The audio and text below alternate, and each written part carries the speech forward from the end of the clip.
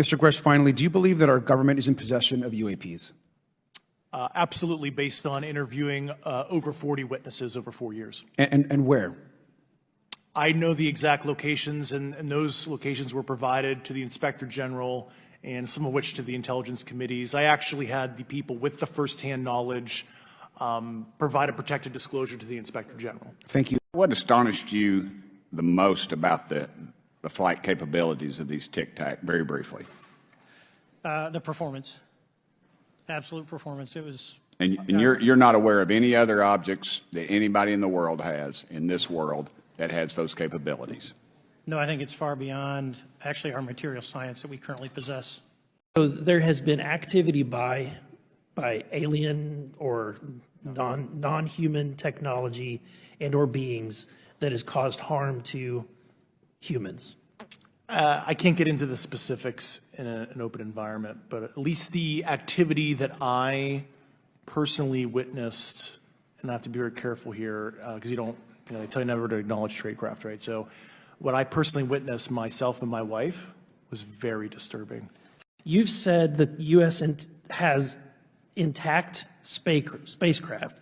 You said that the government has alien bodies or alien species. Have you seen the spacecraft?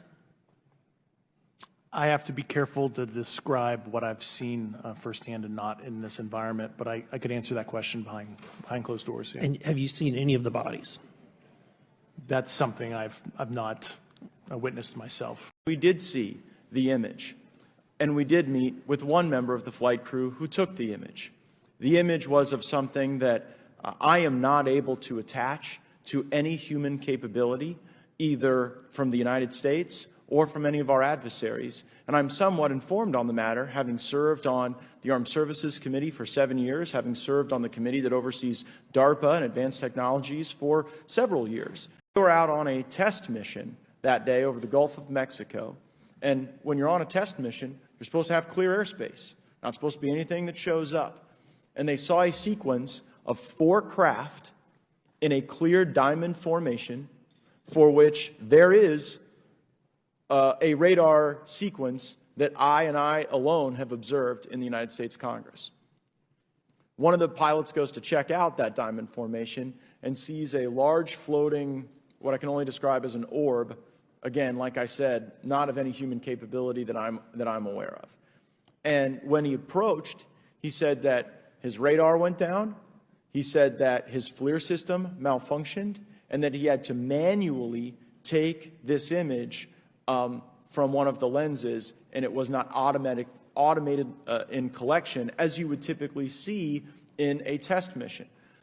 After upgrades were made to our jet's radar systems, we began detecting unknown objects operating in our airspace. At first, we assumed they were radar errors, but soon we began to correlate the radar tracks with multiple onboard sensors, including infrared systems, eventually through visual ID.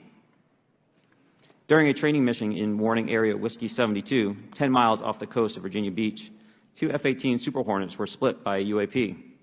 The object, described as a dark gray or a black cube inside of a clear sphere, came within 50 feet of the lead aircraft and was estimated to be 5 to 15 feet in diameter. The mission commander terminated the flight immediately and returned base. Our squadron submitted a safety report, but there was no official acknowledgement of the incident and no further mechanism to report the sightings. Soon, these encounters became so frequent that aircrew would discuss the risk of UAP as part of their regular pre-flight briefs. Mr. Graves, again, I'd like to know, how do you know that these were not our aircraft? Some of the behaviors that we saw in a working area, we would see these objects being at 0.0 Mach, that's 0 airspeed, over certain pieces of the ground. So what that means, just like a river, if you throw a bobber in, it's going to float downstream. These objects were staying completely stationary in Category 4 hurricane winds. These same objects would then accelerate to supersonic speeds, 1.1, 1.2 Mach, and they would do so in very erratic and quick behaviors that I don't have an explanation for.